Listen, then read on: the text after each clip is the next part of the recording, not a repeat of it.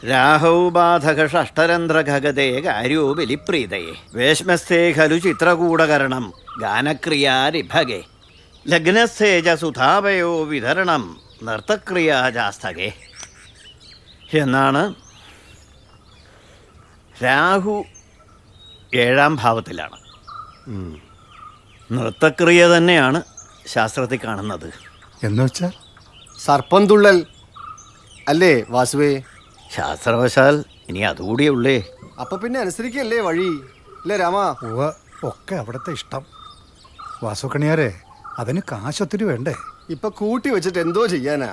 പിന്നെ നാട്ടുകാർക്കെങ്കിലും വല്ല ഗുണമുണ്ടാവട്ടെ. അങ്ങനെയല്ല തിരുമേനി, കബഡി വാരി വെച്ചപ്പോഴേ നല്ല ദൈവാധീനം. ദോഷങ്ങളെല്ലാം മാറുമെന്ന വാസുവിൻ്റെ മനസ്സ് പറയണേ. എന്നാ പിന്നെ എല്ലാം മാറട്ടെ.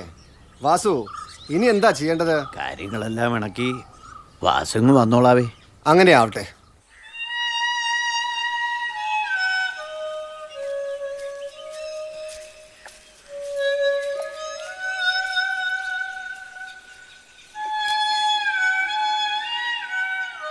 ആ, നിന്നെ കണ്ടത് നന്നായി.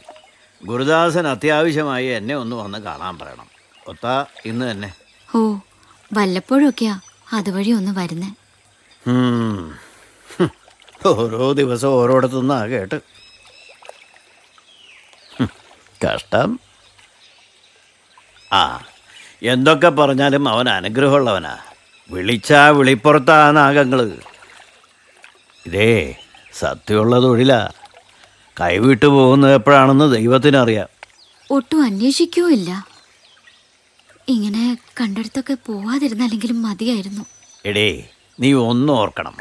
ഗന്ധർവ വീക്ഷണമുള്ളവനാ ദാസൻ. പെൺജാതിയിൽപ്പെട്ട എല്ലാവർക്കും അവനോട് ആസക്തി തോന്നും.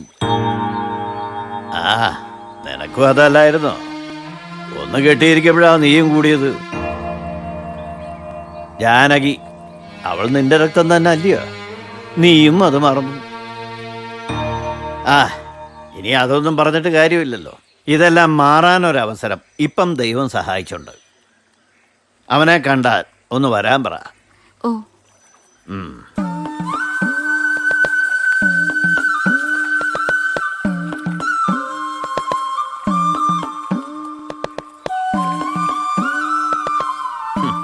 പത്ത് 40 വർഷം കൂടുമ്പോൾ നടക്കുന്ന കാര്യമാണ്. ഒരു വലിയ സുഹൃതമാണെന്ന് കരുതിയാൽ മതി. എല്ലാറ്റിലും ഉപരി ദാസ, അനുഷ്ഠാനങ്ങളാ വലുത്. 7 ദിവസം അതുള്ളത്. ജാനകി, വേണ്ട സൗകര്യങ്ങളൊക്കെ ഒരുക്കി കൊടുക്കേണ്ടത് നിന്റെ ജോലിയാ. പിന്നെ സർപ്പം തുള്ളൽ കഴിയുന്നവരെ ദാസൻ ജാനകിയുടെ വീട്ടിൽ നിന്നാ മതി. മനസ്സിലായ? നിനക്കേ ജീവിതമേ കളിയാ. ഇതൊരു കുടുംബം രക്ഷപ്പെടുന്ന കാര്യമാണ്. ഫലം ഉണ്ടായ ഇനി കുടികിടപ്പേ വേണ്ടി വരില്ല. ഇതോടെ എല്ലാം ശരിയാവുമെന്ന് എൻ്റെ മനസ്സ് പറയുന്നു. ഇന്ന് കാർത്തിക, നാളെ കഴിഞ്ഞ് ദക്ഷിണ വാങ്ങി വ്രതം തുടങ്ങണം. കൊയ്ത്ത് കഴിഞ്ഞാൽ കളമെഴുതി പാട്ടും തുടങ്ങാം.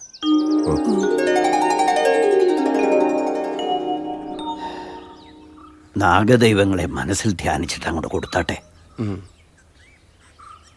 പ്രാർത്ഥിച്ചോളൂ.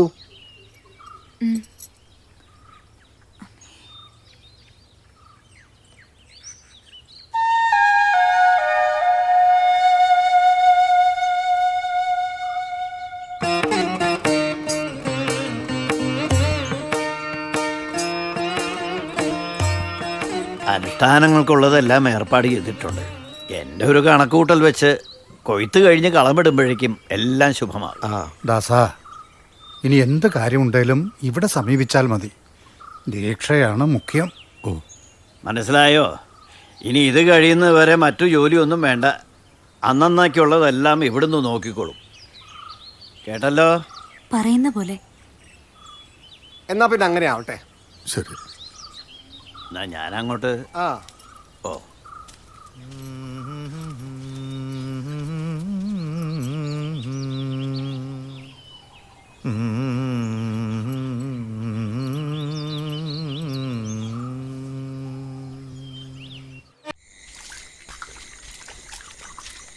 ദാസോ, ഒരു ചായ കുടിച്ചിട്ട് പോവാ. വേണ്ടേ? ഇപ്പം നല്ല നടപ്പാ. കൊത്താറിന് എന്തുവായി പറയുന്നേ? കൊച്ചുകളിയല്ല, സർപ്പം തുള്ളലാ. ഓളം ചാത്തിയായിട്ടൊന്നും പറ്റത്തില്ല. വ്രതം തെറ്റിയാലേ വിവരം അറിയും. ദാസൻ പുള്ളൂന് ഇത് ആദ്യമായിട്ടാ. അവന്റെ അപ്പൻ നടത്തിയിട്ടുണ്ടെന്ന് കേട്ടിട്ടുണ്ട്. ഏതായാലും ഒന്ന് കാണാമല്ലോ, ഭാഗ്യം.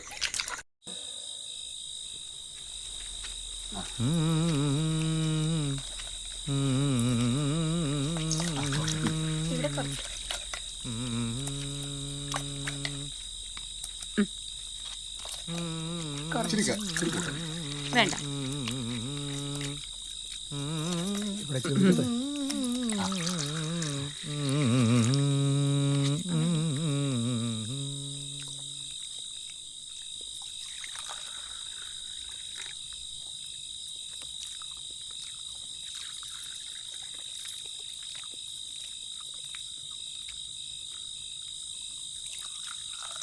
വാരി കഴിക്ക്.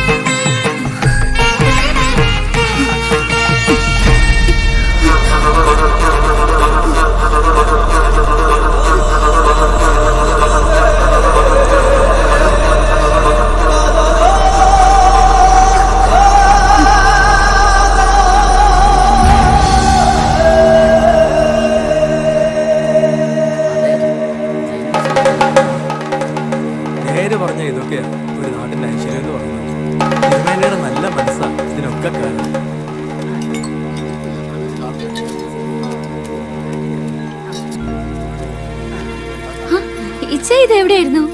നല്ല സദ്യയായിരുന്നു. ഞാൻ ഉണ്ടോളാം. നീ മോനെയും കൊണ്ട് വീട്ടിലേക്ക് പൊയ്ക്കോ. എന്താ ചെയ്യ വല്ലാതെ?